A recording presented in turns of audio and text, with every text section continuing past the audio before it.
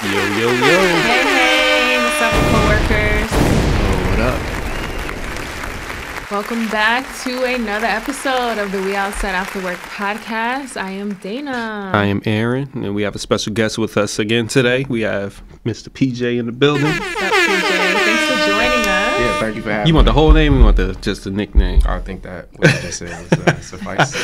So we got PJ in the building, and the way that we introduce our guest is we start with some hot takes. Hot takes. All right, so we're going to start with this question, PJ. We're going to get right to the nitty-gritty. Okay. All right. Do you believe that having a baby can save a relationship?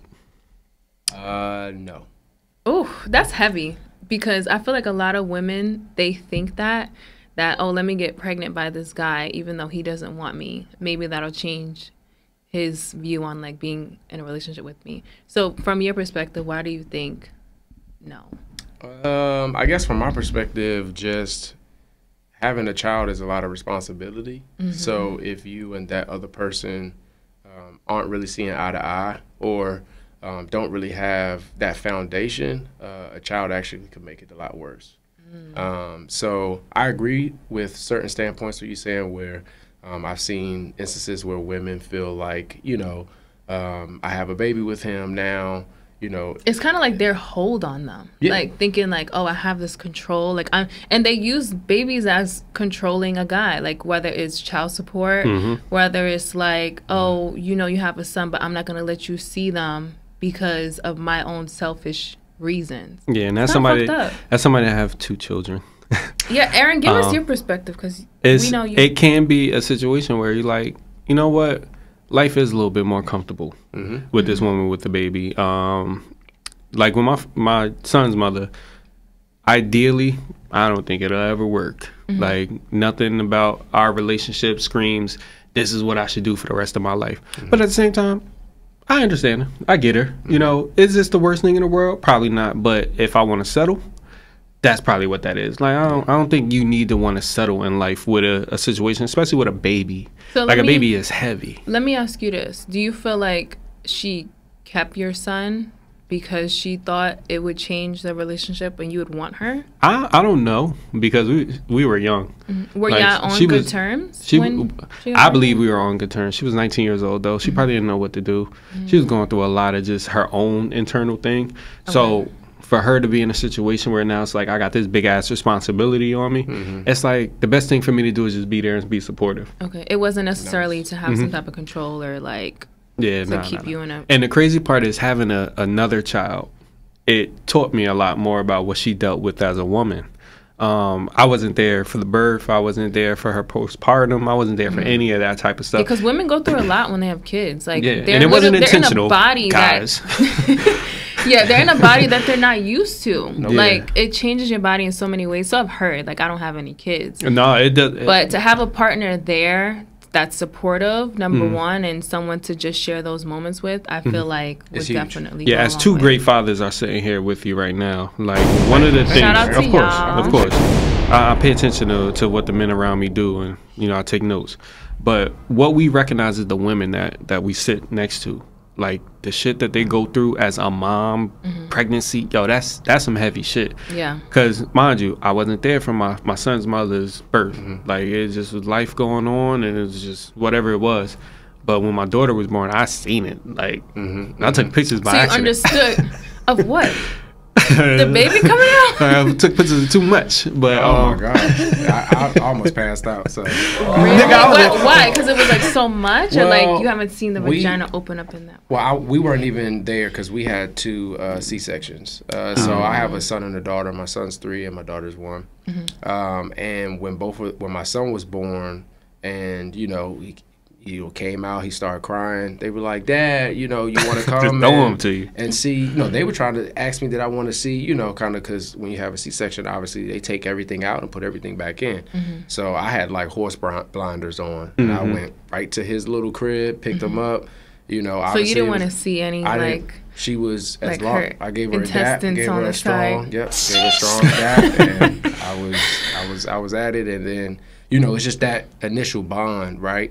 And I think from that aspect, yes, like as a father, just as a man, like you're hooked. The the outlook on a woman, and specifically that woman, it changes your life. You know, so I think that having a baby can change your perspective, but I don't think that it can save a relationship. I agree. 1000%. Yeah, I mean, now, hold on, wait. That's important. That's important because you had a baby during COVID, right? Oh, I guess. She was born in 2021. So, okay, so we was around the same time, so we just missed that. Like, only one person could be here. It wasn't both of us. So how was y'all experience having a child? It was kind of like post-pandemic. Yeah, so it was like the leading up to the pregnancy, that was kind of like, you can't go into the doctor's office with her. Like, everything was FaceTime. You know, even seeing my daughter's heartbeat, it was like my wife had to sneak the phone and turn it on for me to see. Wow. Yeah, we couldn't see nothing. You couldn't see anything. So the good thing was, when we did go to the hospital, I was able to go with her, but once I was at the hospital, if I had to leave or something like that, I couldn't come back. So I was there until, my daughter came to the world, and it was a beautiful thing. I mean, the pandemic, I think, showed us a lot.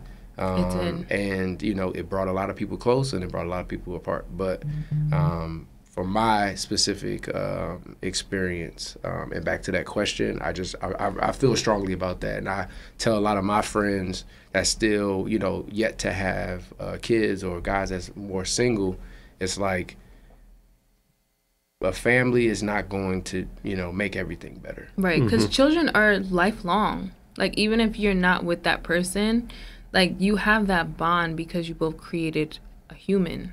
Yeah. And I think that's really important to recognize what that bond is, not with the child, right? You know what your bond is with your child, but that child's mother or that child's father, whether you together or not, y'all got something. Like, I always believe in being cordial. Like, no matter what me and my son's mother go through, or my daughter's mother go through, we are going to figure it out. We are going to make sure that we do what's best, not only for those children, but for us. Because if I don't give a fuck about them, that creates a atmosphere when my son or my daughter doesn't give a fuck about their parent.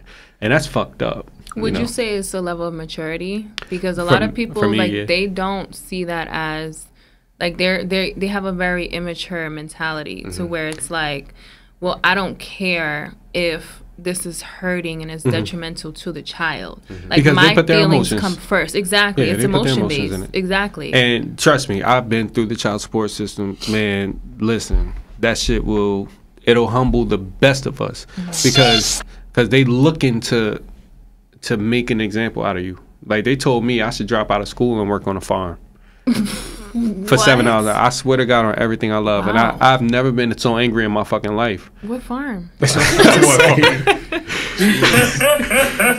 funny. So we gonna segue into our next question with funny girl over here. That was funny though. It's the drinks. It's the Deleon tequila.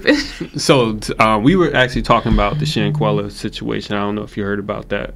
On Twitter, the girl who died, who was on vacation with her group of friends. I'm gonna do air quotes because that was not friends. So that would do some shit like that. So this question reminds me of that. Like, would you rather have a group of friends or just that one close acquaintance? I think that probably I would go with the one strong friend that I could always kind of depend on.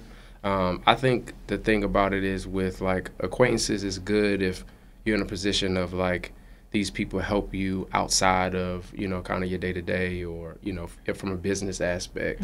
But from just, we're talking about like acquaintances and just a friend, that's somebody that you talk to and they know your deepest, darkest secrets. Exactly. But do you want somebody to know your deepest, darkest secrets?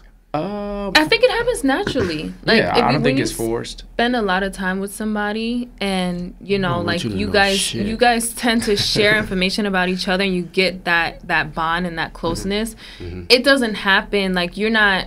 Well, I just share shit, but like, you don't necessarily just do it because like you feel like it's forced. Like, it's y'all naturally are just becoming like closer. So you tend to share like things that happen in your childhood, certain stuff about you that you don't like and you want to change. So for example, for me, when like me and Dr. Jazz, who was on the episode. Shout out to Jazz. Yeah, shout out to Jazz. We always shout her out on every episode. Yeah, shout out to Jazz. Yeah. You gotta watch that episode, PJ, because you say you watched that really episode. good. Oh, you watched it? No, I don't think you watched the episode. Okay. We don't call him out. We're just gonna say we don't know. Yeah, so you can check it out when you get a chance. Yeah, shout out to Jazz. So, like, we went to college together. Like, we were both our first roommates back in, like, 2012. But there was a period of time where we just stopped talking. Like, we lived together, so we kind of, like, built that relationship then. But because we kind of went our separate ways due to life, like, I pursued my career, and then she pursued her doctorate as a physical therapist. And then up until recently, like when I moved back to New Jersey back in 2021, because I lived in PA for a year, that was like my moment to really just rekindle friendships and relationships that I thought were important prior to me leaving. So she was one of those people. And then probably a week after she was on the podcast episode, like she came over my place and we really had like a really deep conversation.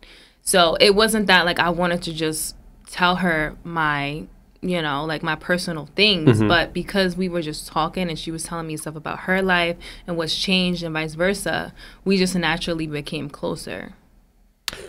You know, you said something really important there.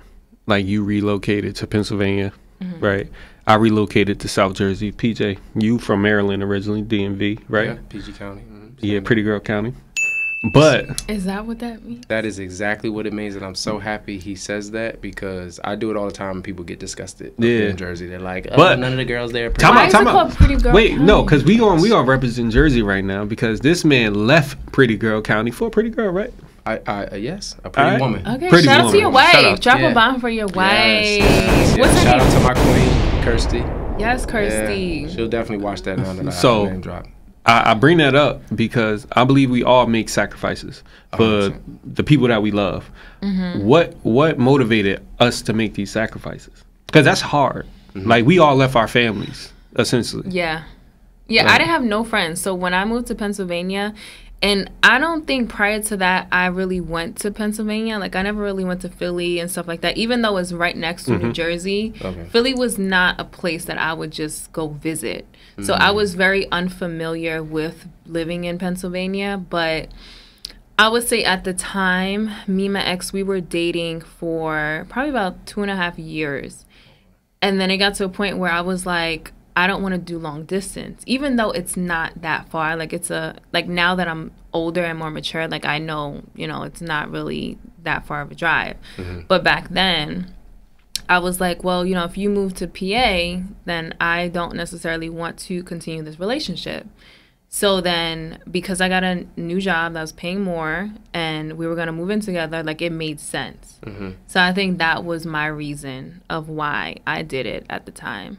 And did you regret any of it? Like not post relationship, like in the relationship, like were you like, damn, I really moved all the way for this nigga? Like, I didn't think that, but I think I should have really considered my reasoning for moving, not because to me it was more so an ultimatum.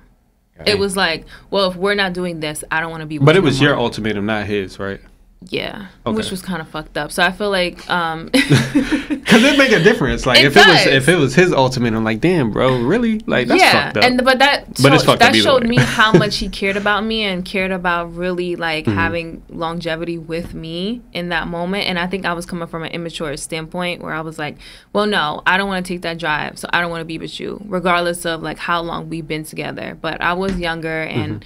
I don't even think that was the reason. I think it was just more so a mentality thing. Got it. Like I just wasn't there. What about you, P? Well, I mean, I originally moved to Jersey because for basketball. I'm just gonna be blatantly honest. I went to NJIT, played basketball there. I met my now wife, girlfriend in college, but I was lock set on being a professional basketball player. So. Jersey was just, kind of where I was at college, but also I was close to New York. New York City was like just a dream of mine. I love fashion. I'm in that type of industry now. So before you go, tell us your industry real quick. Are you a model? I can be. Let's just throw that out there for my wife. You know what I'm saying? Okay, why? Because she's watching this. Yeah, of course. You definitely gotta check it out. But no, all jokes aside, I have a few kind of endeavors that I'm a part of. I am president of business services of a sports agency that I started with 2 other kind of childhood friends of mine, and obviously now business partners. And basically with the fashion aspect, out of school, after I finished, I started a clothing line. Actually, Aaron is a very adamant supporter. He buys his stuff. Absolutely. I just wore a shirt the other day, so I was like, damn, I'm gonna wear it to the podcast. You should have shouted him out. Did you? I didn't wear it on the podcast. Oh. Okay. If I wear it on the podcast, but he always shouts it out on Instagram. Okay, he tags you and stuff like every that. time, because I might as well. That's my miss. I do just want to circle back to something that you mentioned. Okay. How you met your wife in college. Yes. Because you were an athlete. So that reminds me of episode 10. Was it? No, it was 1 when we talked about Manti-Teo. Manti-Teo. And how I watched that documentary. Damn, you was Manti-Teo? Oh no. Oh no. You ain't catfishing me. He met his wife at his college. Yeah, I met her at a party in college. He's seen her in real life. Okay. Exactly. Yeah, she was a person. You know, I'm not Twitter faking and all that type of stuff. So yeah, you're not being catfished. Right, you on it. So my question is though, do you feel like having that stability, being an athlete in college, were you guys like dating and you was like, this is my girlfriend? No, so we were just like, we were dating. And as an athlete, that was the best for me. That was our best for both of us, to be honest, because my time was dedicated to basketball. You know, it was practice, everything like that. But what that gave us the opportunity to do was actually get to know each other, learn each other. It was no pressure. So by the time we were finished school, you know, and any you know, young professional or anybody, you have aspirations, you have goals. So it takes time to figure out how does this person really, you know, mesh or intertwine in my life. In your life. And I think that sometimes we want that stability or that comfort of having somebody, but that's not always the right way to look at it. And a lot of people rush into it. So I do commend you guys taking the time to really get to know each other, because I think in today's society, because a lot of people want instant gratification, they want that picture perfect relationship of someone to spend time with and to build with and stuff like that. But it's like, are you taking the time to really get to know them, like the core person, and can you see yourself with them long term? Or you like the idea and the potential of what things could be? Yeah, I just think that it's so many layers to different parts of your life in dating. Like, I feel like dating in college is totally different dating as a young professional or dating with a child. Like, it's so many different, I can agree, different like aspects of dating and how that could play out, you know. And I just you know, from my perspective, like I said, I was fortunate enough because being just an athlete, you were accustomed or seen so many things where women weren't at sometimes looked at in the best light. So you were very hesitant to take next steps with women because of a lot of times some insecurities that we had. But when you are, you know, easily... That's a thing, Marvin. If you're easily accessible, you know, if you're easily accessible, you don't want a woman that is, you know, easily accessible. You know, you kind of want somebody that isn't really in the limelight. And that might not be for everybody, so I don't want to speak for everyone, but I know for myself, it wasn't easy to build with my wife at first. And I think that was actually more attractive because I had to actually put some work in, whereas other situations, it wasn't that. So what was putting in work? What did that look like for you? Like being a college athlete, and I feel like Aaron has said this on different podcast episodes where like women are basically, like, you have options as a college athlete.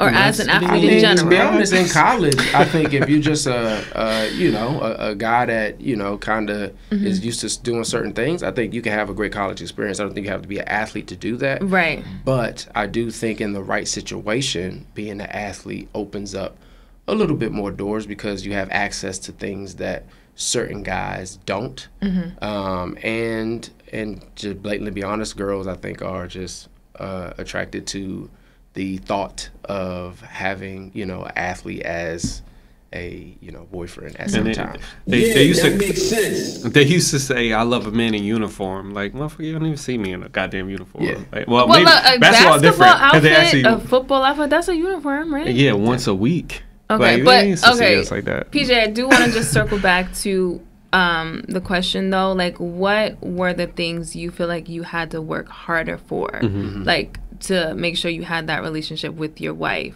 long term? Yeah, so I think you asked like when I was in college or whatever, but I think from a college perspective, it was actually making the effort to say like, all right, I'm going to work out today, but I'm going to work out a little early because I want to go out. Spend time with her. Yeah. Okay. And then fellas, take notes. And then put in right. Get your notepad out. Man, listen. We got a husband on the show. I don't want nobody to comment like, this nigga. Yeah, learn how to be a husband because y'all are. Well, I can't say that. Everybody don't want to. I don't think that's for everybody too. I want to say like, okay, so I just feel like there's just so many memes about dating and like different people's opinions on like what not to do and what you should do and how to be a wife and how to be a husband. And I think it just comes down to the preference, number one. Comes down to what works for you exactly. And people not trying to like build a box of like the picture perfect way on how to be in a relationship. Yep. But see, I actually think if you have a standard, stick to it. Because if this is what I want and what I like, you can get it. You just got to be very fucking patient. Like, you can't just...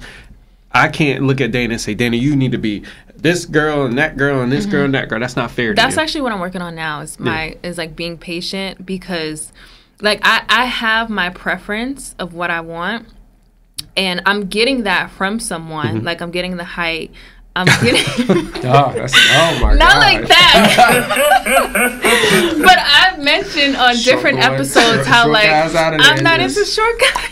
Right? I told some of them already, like if you get some lifts in your boots, Listen, not like that.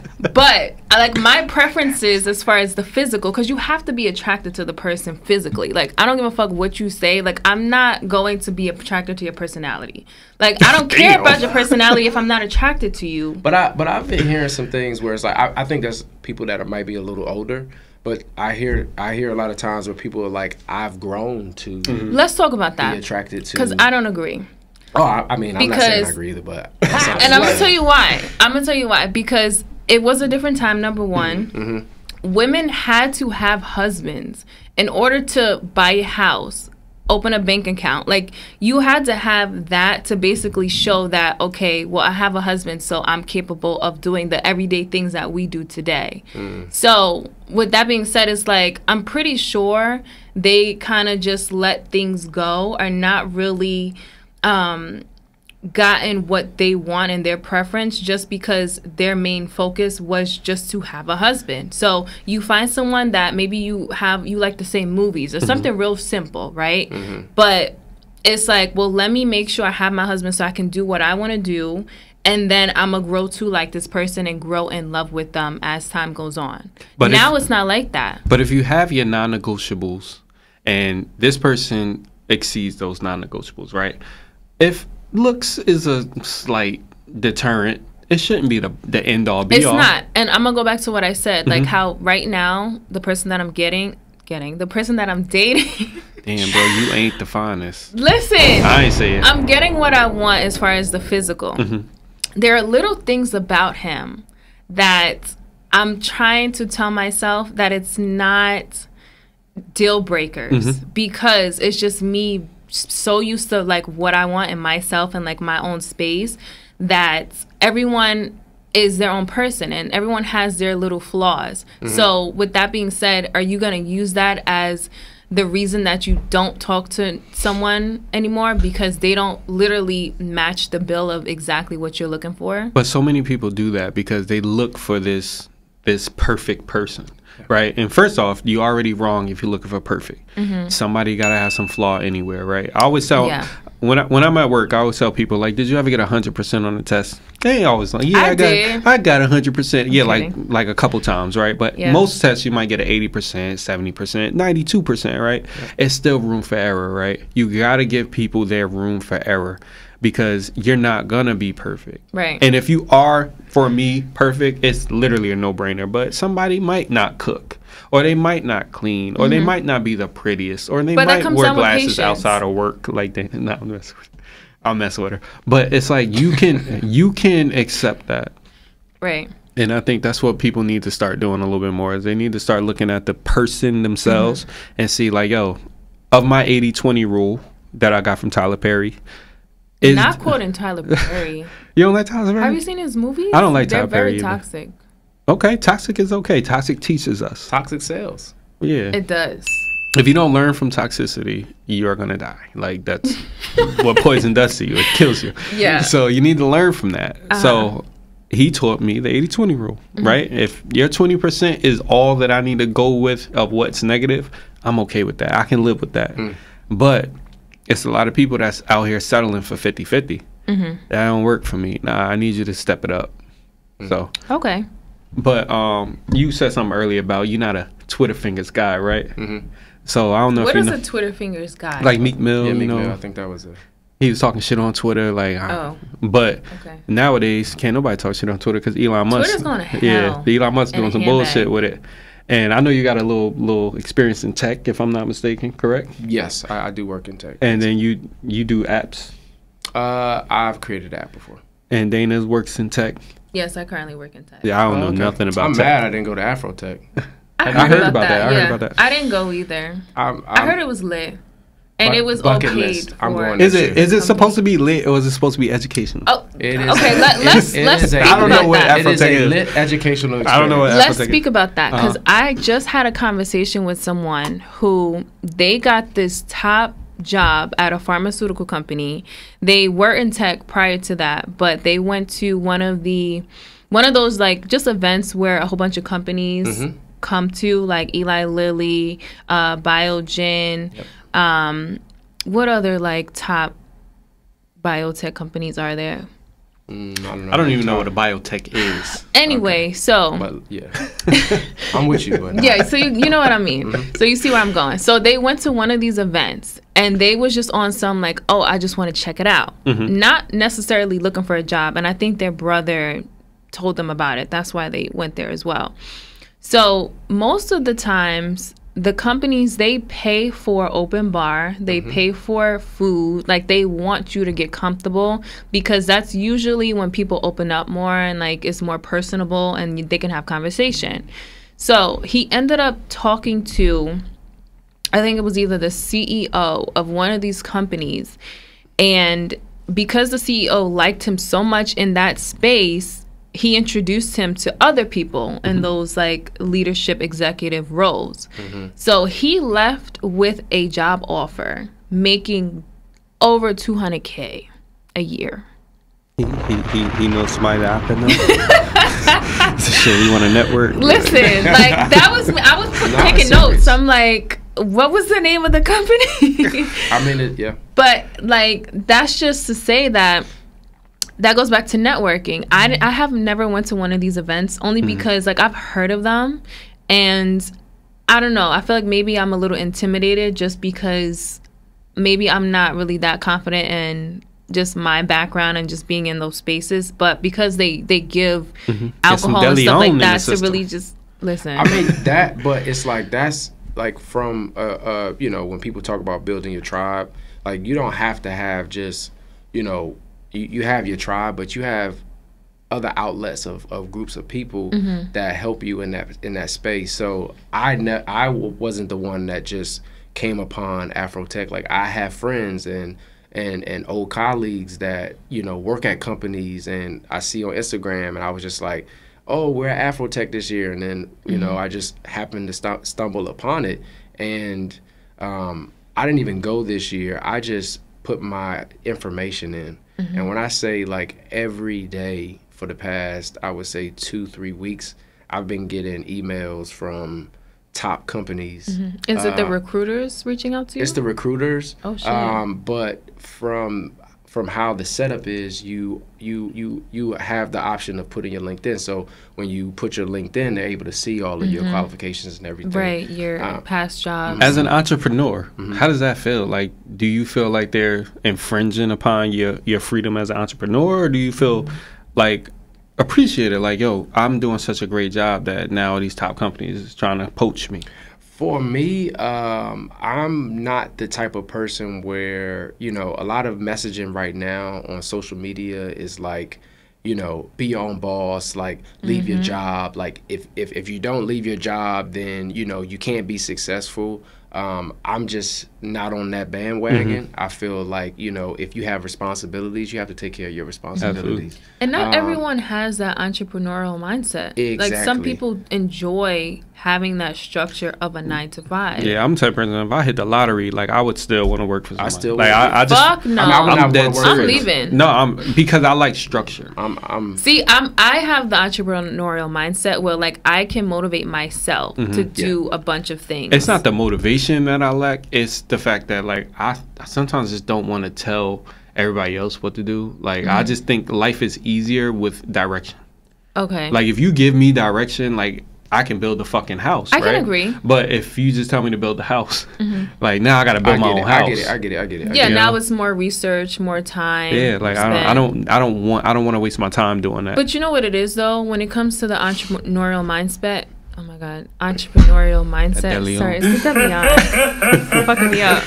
So I always feel like if you are passionate about whatever job that you have started on your own, it's not really work. Like, you look forward to putting in that time and either creating that clothing business or putting out the episodes for the podcast. Like, I thoroughly enjoy this podcast. So if I was to do this full time, like, I don't think I would have an issue with that. Of course. So I think if your passion can give you that same income as your 9-to-5, then what's the problem?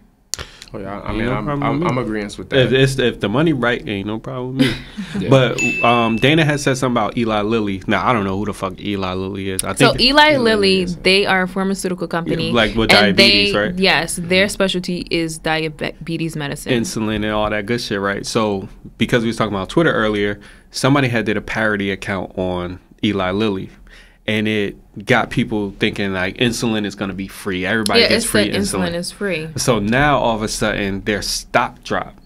Because it's like, if insulin going to be free, this company ain't going to be profitable. They lost over $1 billion that one day. All because of Elon Musk buying Twitter and essentially siphoning in parody accounts. Yeah. Because people start buying in at $8 a month Twitter. Like, it's to the point where Twitter is about to blow up. Not going to be a thing no more. Yeah, today it was trending, the death of Twitter. And it was like Black Twitter. It was real crazy on Twitter. What they would wear to the death of Twitter and stuff. They also said who would sing the funeral processions. I said Fergie, because I think that would be Fergie? You don't remember the national anthem? Beyonce. You don't remember the national anthem? I remember that. Black Twitter is a hilarious thing. You can't have that shit too. Lift every voice. So what I've been seeing is, like, a lot of people who are a part of Black Twitter saying we need our own app to put out our own content, because Black people, we influence everything, especially when it comes to Twitter and, like, trends and stuff like that. Like, we have our own section of Twitter called Black Twitter. So my thing is, why is it taking so long for us to just build our own platform? Is it because no one is doing it, or is it because, like, we don't have the money for that? I don't think it's that. I mean, one, we can just take out our people with Black Twitter. We can't even, you know, do things in our community together. So how are we going to listen? You know, create an app? Yes. So, and honestly, I just think that that's more so what a lot of us have just been conditioned to think is that these brands, because of they have the marketing dollars, they're able to kind of push this in our mental that this is what we're supposed to be, putting our information on. And I think that there are different outlets. If we came together, our dollars would circle a lot faster. And we got $1 trillion. 1,000%. Yeah. 1,000%. But I also believe cream rises to the top, right? When we look at TikTok, the trends are black folks. When we look at Instagram, trends are black folks. Music, fashion, trends are black folks. Always. The problem, I think, with black folks is we are able to ascend in the mix of white people versus ascend as black people. I was going to add to that. Like, it goes back to that saying how black people don't necessarily support each other. Like, when it comes to black-owned businesses and stuff like that, like, yes, all companies, they may not have everything ironed out. Like, let's say your package takes longer than normal, or things like a sweatsuit is like $60, $70. You would rather pay that money for a white-owned company than a black-owned company, because why? But I think if our top influencers start wearing the 10th, right, they'll be wearing it. Everybody be wearing it. Like Telfar. Like now that Beyonce endorsed it, it was already popular, but I'm not gonna hold you. Like, once Beyonce, now everybody want it. Yeah, I had to buy one. Like, when I was in high school and college, all the dudes wore Omavi jeans. Why? Because niggas around us, we wore Omavi jeans in Jersey, right? Yeah. Because that's what all the niggas wore. Like, that's what we want to wear. We Jabot jeans, right? They wore. You ain't wear that. I'm just letting you go. Pepe, y'all ain't wear Pepe? You wore Pepe? What y'all wear in Maryland? I know Pepe. Nike boots. You heard that. Shit, they did wear them. South Pole. I wore a lot of South Pole. Nobody wore South Pole. We ain't gonna say South Pole. Okay. Yeah, but they did. But wait, Wale came out with Nike boots. Everybody started wearing Nike boots, right? Gores. Did y'all wear Gores? I don't know. Did y'all wear Gores? Anyways, but fashion is very cyclical, right? It's based on the people who are setting those trends. Like we talked about with that person, we don't want to say his name, right? If Balenciaga becomes a thing, it's because somebody told us to wear Balenciaga. We didn't know. We don't even know what the fuck Balenciaga means. But we wearing it because why? Whether it's Gucci, Fendi, Prada, whatever it is, we only wear it because we're told to wear it. We're positioned to say, hey, this is fashionable. This is what is popping right now. But we set the trends. Listen, if we come out with our own platform, like a social media, like literally just like a Twitter, that shit will blow up. I mean, BLK as a dating app didn't really blow up compared to other ones. What is BLK? A black only dating app. It didn't blow up.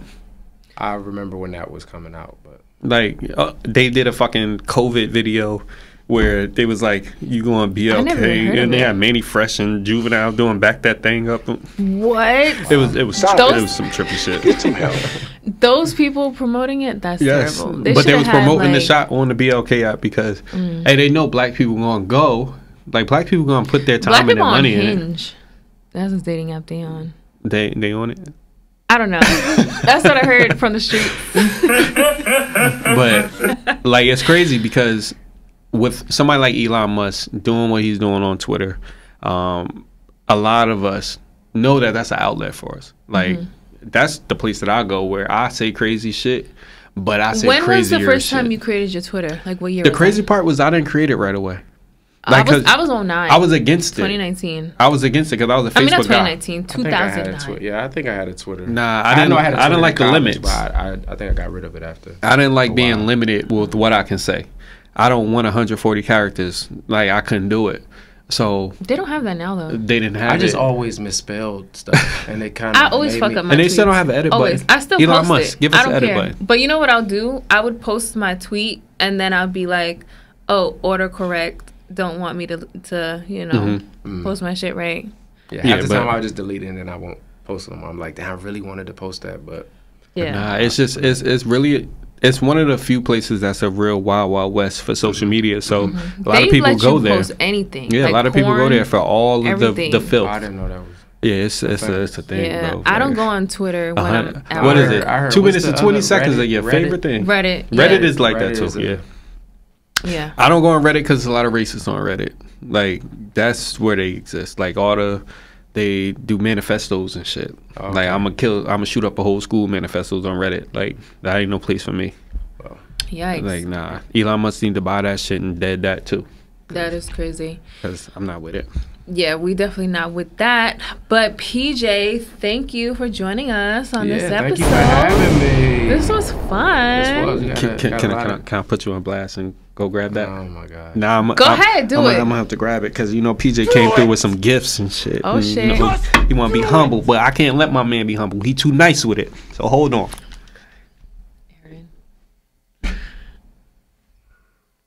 Okay, what is this? Is it shirts? I got a few things in here. Not even one. Like I said, Wash and Fold Printing, that's my printing company. Okay. We, basically print for my clothing line, print for a lot of brands in the New Jersey metropolitan area, all over.